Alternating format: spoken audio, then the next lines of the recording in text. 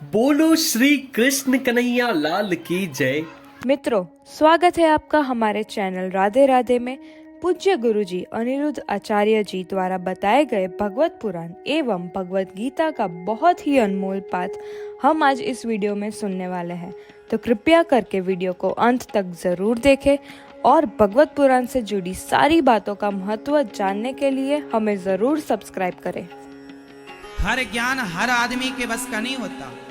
ज्ञान की भी अपनी अपनी सीमाएं होती हैं कि आप किस सब्जेक्ट को जानते हैं, क्योंकि सब्जेक्ट एक तो है नहीं, अनेक सब्जेक्ट हैं।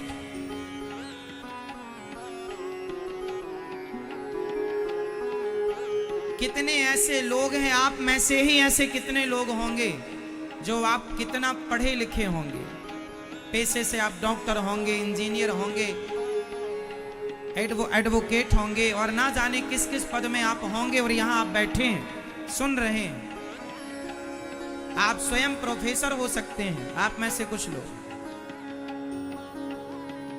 पढ़े लिखे हैं, आप लोग, आप कोई कम पढ़े लिखे नहीं है, लेकिन आप अपने आप से पूछिए कि आपको ये कथा वो दे रही है जो कोई ना दे सका। इसलिए ज्ञान जहां से मिले, जब मिले, ग्रहण कर लेना चाहिए।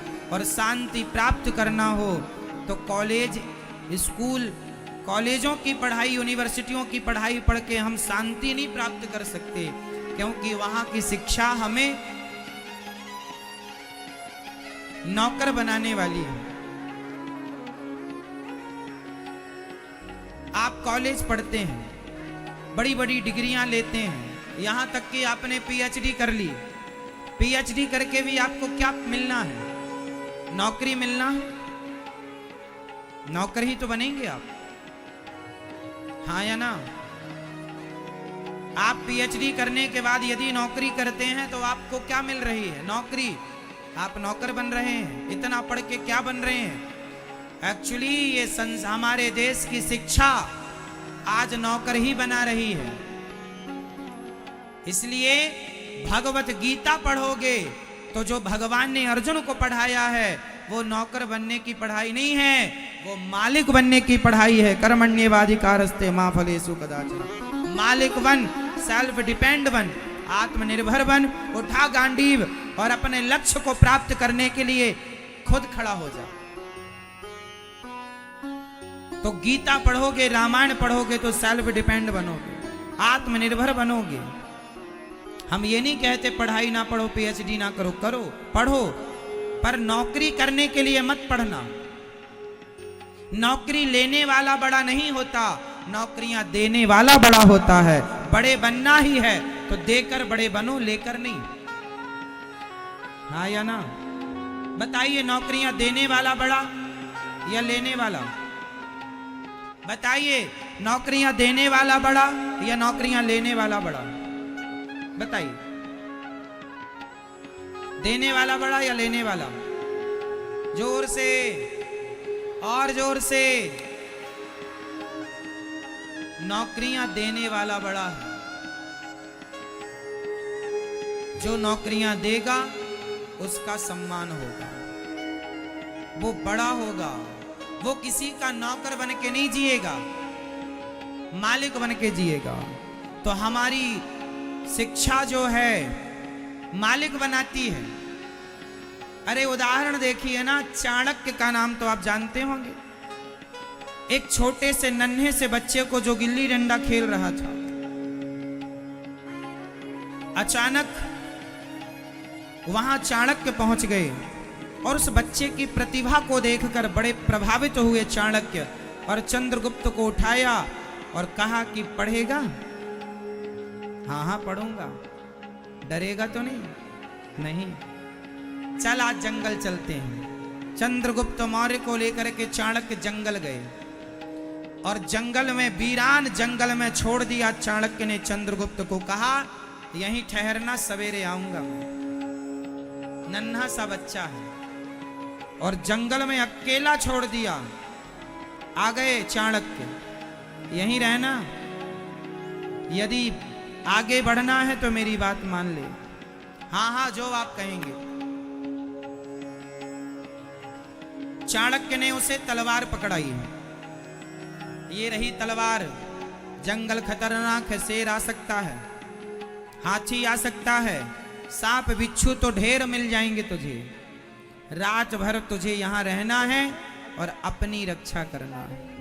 कृपया वीडियो को चाणक्य आ गए।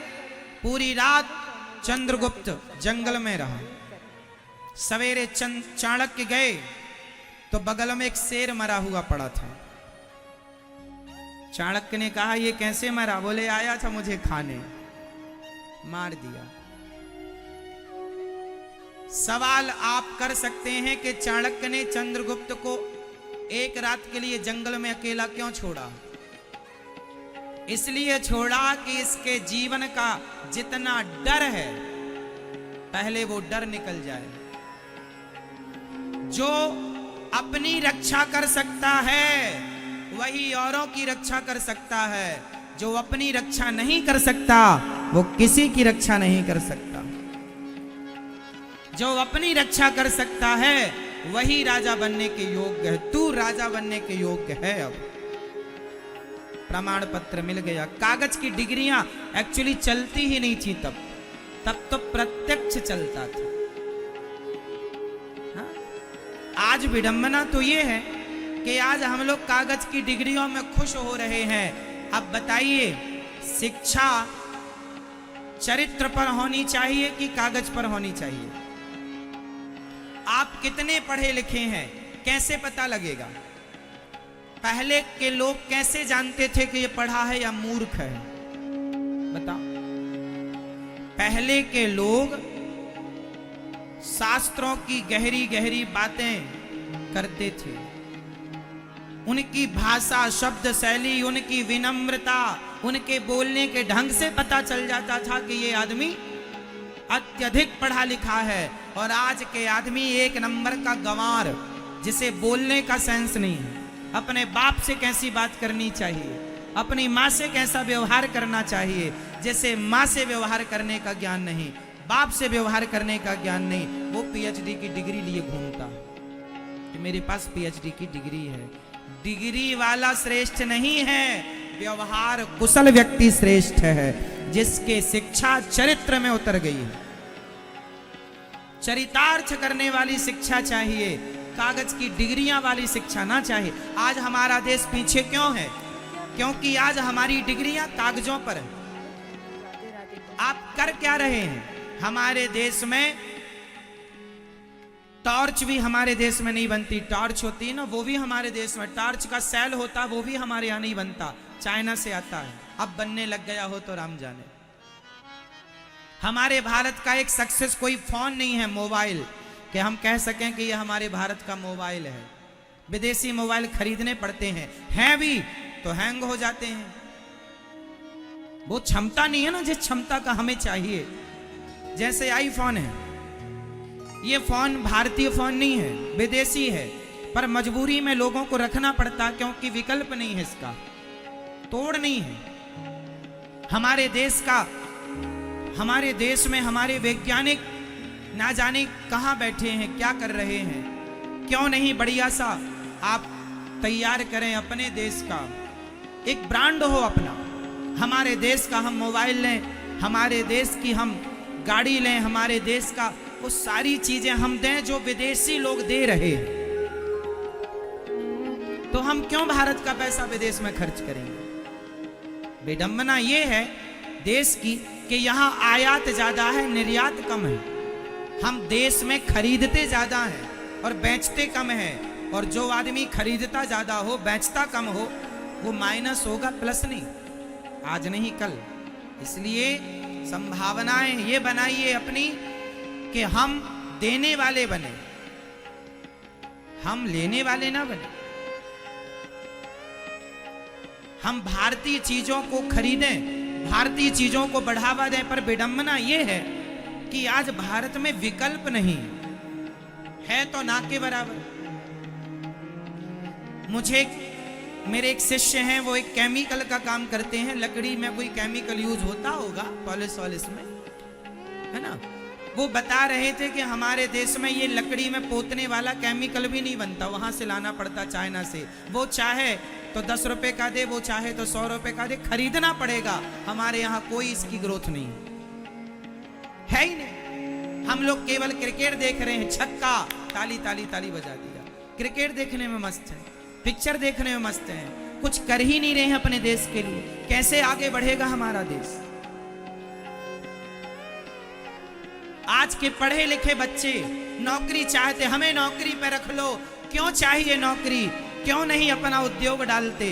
क्यों नहीं अपना बिजनेस डालते? क्यों नहीं अपने लिए, अपने देश के लिए काम करते?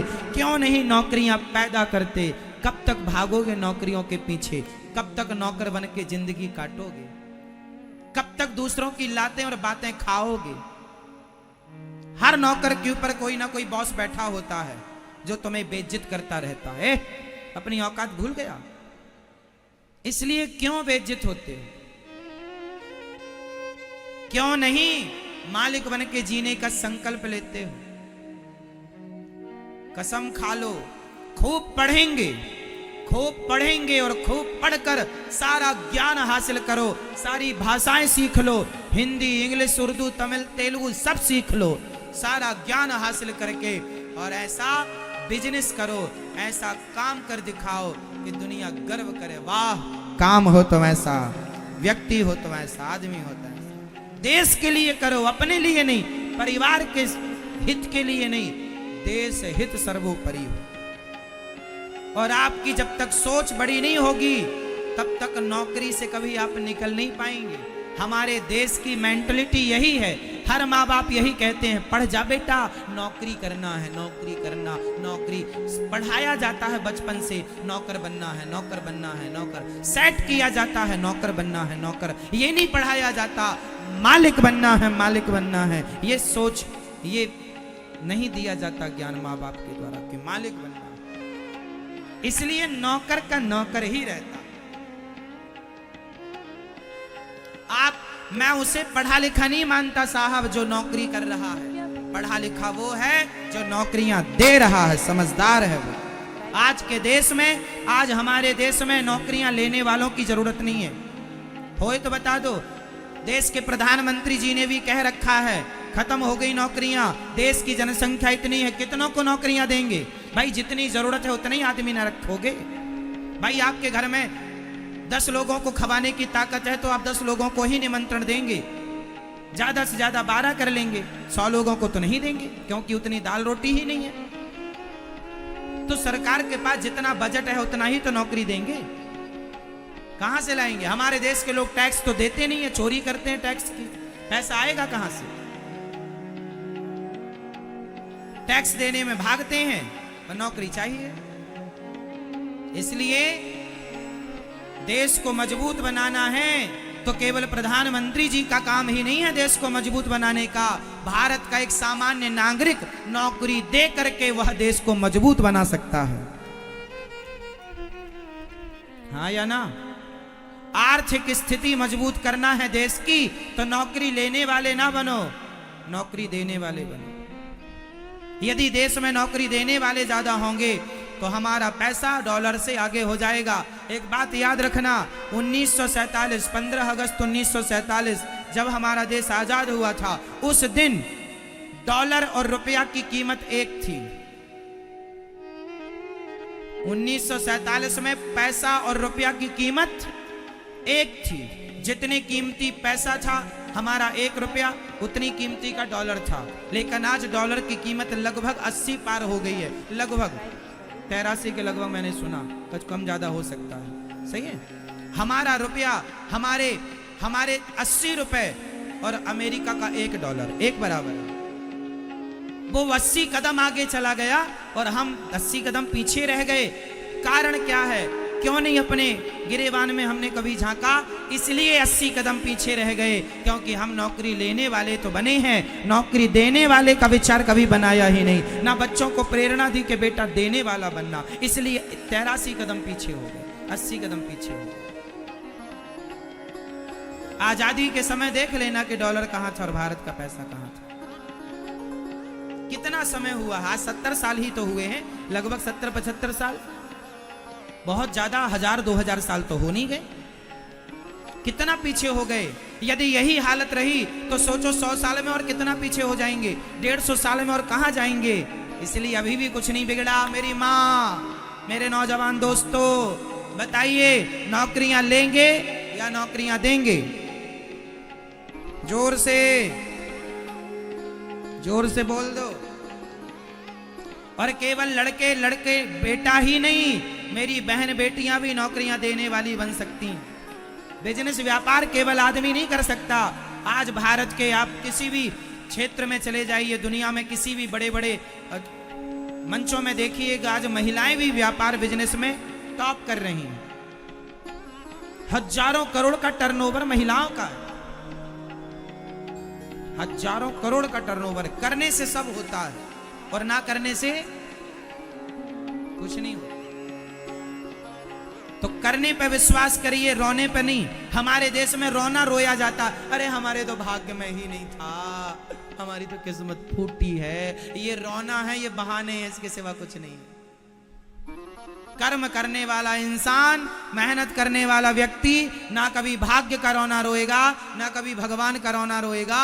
वो अपना कर्म करता रहेगा। कर्म करने वाले को सफल बनाएंगे भगवान। हर उस व्यक्ति का साथ देते हैं भगवान। अमेरिका आगे निकल गया, भारत पीछे निकल गया। कारण क्या?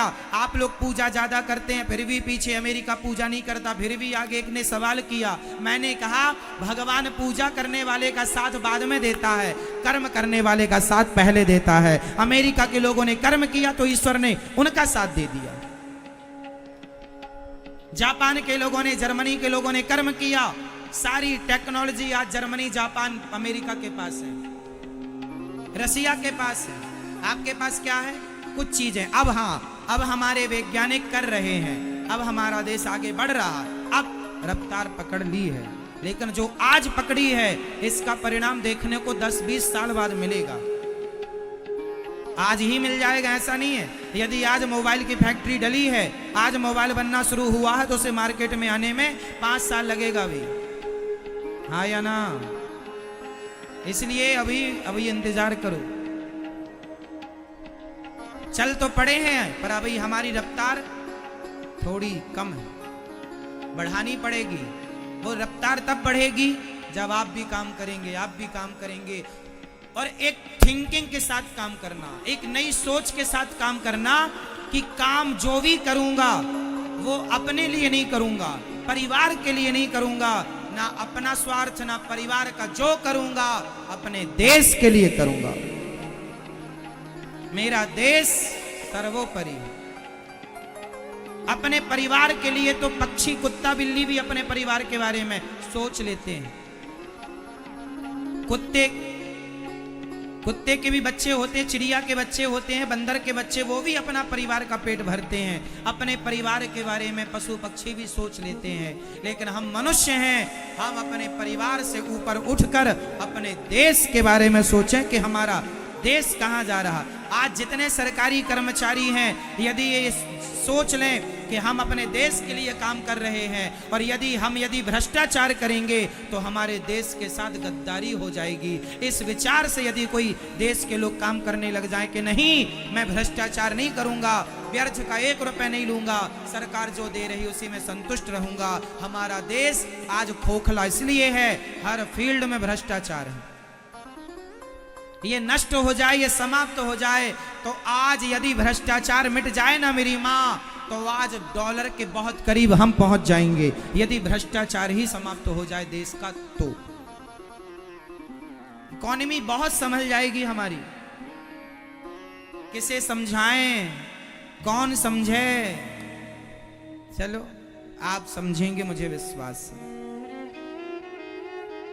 आप जब आएंगे तो पूरे फॉर्म पर आएंगे, पूरी एनर्जी के साथ मार्केट में उतरेंगे, पूरे जोश के साथ काम स्टार्ट करेंगे अपना।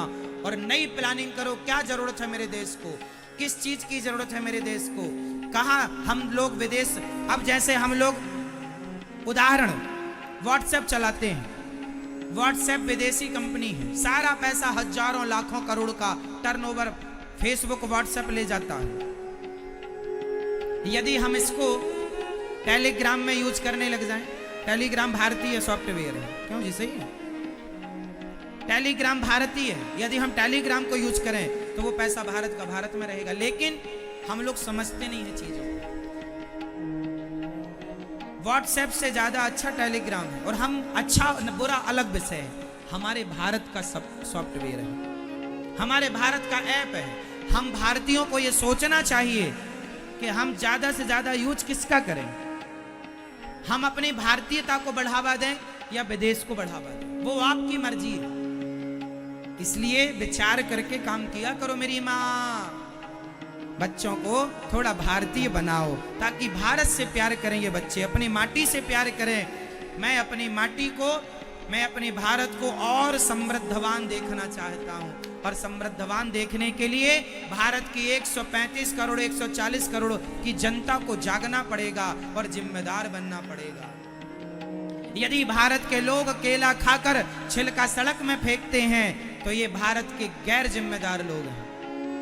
ये जिम्मेदारी नहीं है, ये जिम्मेदारी केवल प्रधानमंत्री जी की नहीं है कि वो सारी सड़कों में झाड़ू लगाएं। ये जिम्मेदारी हमारी पूरे 135 करोड़ लोगों की है कि हम अपने देश को गंदा ही ना करें, ये हमारी जिम्मेदारी है। लेकिन हम लोग इतने लापरवाह हैं, केला खाकर छिलका सड़क के बीच में फेंकते हैं, पान पाउच खाते हैं, उसकी पॉलिथीन सड़क के बीच में फेंक देते हैं, कहीं भी थूक देते हैं, कहीं भी थूक देते हैं, कहीं भी लघु शंका कर लेते हैं, कहीं भी कुछ भी कर लेते हैं। कोई सेंस नहीं हमारे देश में।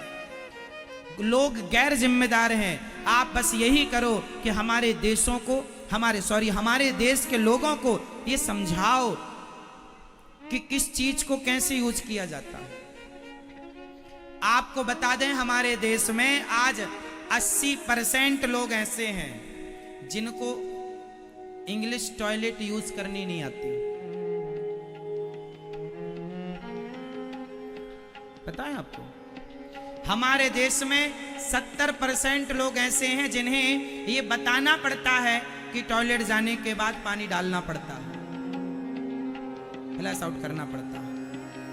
ये नहीं ज्ञान है हमारे, बताना पड़ता। हमारे देश में ऐसे 40-50% लोग मिल जाएंगे जिनको ये बताना पड़ता है कि वॉशरूम जाने के बाद दरवाजे को, जब आने के बाद लाइट बंद कर दो और दरवाजा बंद कर दो। नहीं तो लोग वॉशरूम से आते हैं, दरवाजा खुला रह जाता है।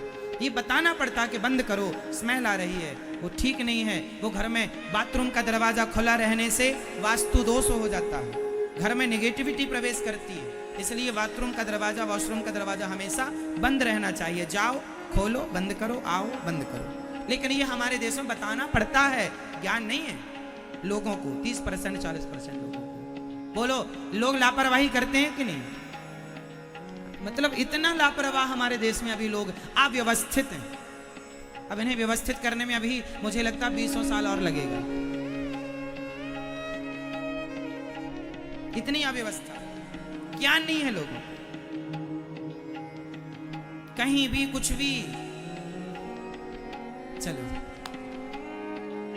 आपने कई बार मंदिरों में तक लिखा हुआ पढ़ा होगा, यहां थूकना मना है। मतलब भगवान के मंदिर में परिक्रमा लगाते समय भगवान की वहां भी लोग थूक देते हैं, तब लिखना पड़ता है कि यहां तो ना थूको भगया भैया, तो भगवान का दरबार है। ऐसे लापरवाह लोग हैं। इसलिए आप अपने बच्चों को ये शिक्षा भी दिया करो। आज हमारे देश में शायद 70% लोग ऐसे होंगे जिनको सड़क में चलने का ज्ञान नहीं है कि सड़क में किनारे से चलना चाहिए कि बीचों बीच चलना चाहिए। आप हॉर्न बजाते रहिए, बहरा सुनता ही नहीं है। बीच से चल रहा है, ये नहीं किनारा पकड़ के चले, अभी धक्का लग जाएगा, रोएगा। मतलब ज्ञान नहीं। तो हमारे देश में अभी ज्ञान की, बहुत सामान्य ज्ञान की कमी है, और वो तब बढ़ेगा जब आप सब लोग हेल्प करेंगे, सबको समझाएंगे। शिष्टाचार यही है। सब शिष्टाचार के अंतर्गत सारी चीजें आती हैं। कैसे बैठना, कैसे उठना, कैसे खाना, कैसे पीना, कैसे क्या करना। खाने का भी लोगों को ज्ञान नहीं है। कई लोगों को आपने देखा होगा, दाल चावल खाते हैं तो दाल चावल खाते पूरे मुंह में दाल चावल पड़ लेते हैं। यहाँ मतलब इसका खाने का भी इसको ज्ञान नहीं।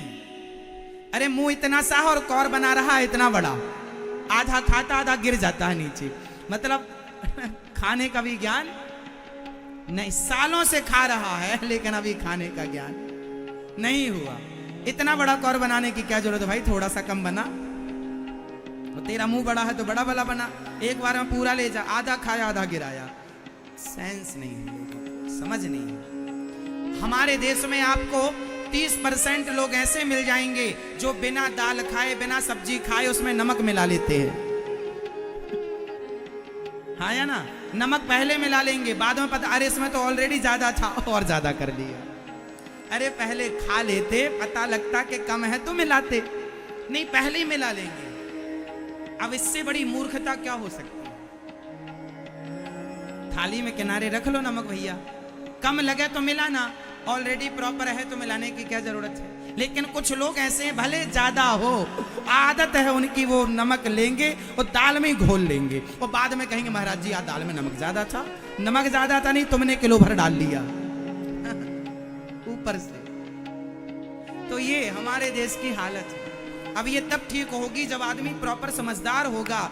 और ये चीजें पढ़ाई नहीं जाती कि टॉयलेट कैसे यूज करनी है, दरवाजा कैसे बंद करना होता है, सड़क में कैसे चलना, ये पढ़ाई नहीं है, ये कॉमन सेंस, ये समझ की चीजें हैं कि किसी को हमसे कष्ट ना हो। चलिए बोलिए कृष्ण कन्हैया लाल की। तो आप लोग कितने लोग हमारे देश के उन लोगों को समझाएंगे जिनको समझ नहीं है। आप लोग गलती क्या करते हैं, हंसते हैं, अरे इसको देखो ज्ञान नहीं, अरे उसको ज्ञान नहीं है, इसमें उसकी कमी नहीं है। हमारे देश में इंग्लिश सीट जो है ये अभी अभी आई है, हमारे यहाँ इंडियन सीट चलती है। तो बहुत सारे लोगों को ज्ञान नहीं है, उसको सिखाओ समझाओ, हंसने से काम नहीं होगा। किसी को ज्ञान नहीं है तो ज्ञान दीजिए, उसकी हेल्प कीजिए, मदद कीजिए, सिखाइए, समझाओ मेरी माँ। तो दोस्तों, ऐसे ही अद्भुत कथा का सार और भव्य भक्ति में भगवत पुराण की बातें स्वयं श्री अनिरुद्ध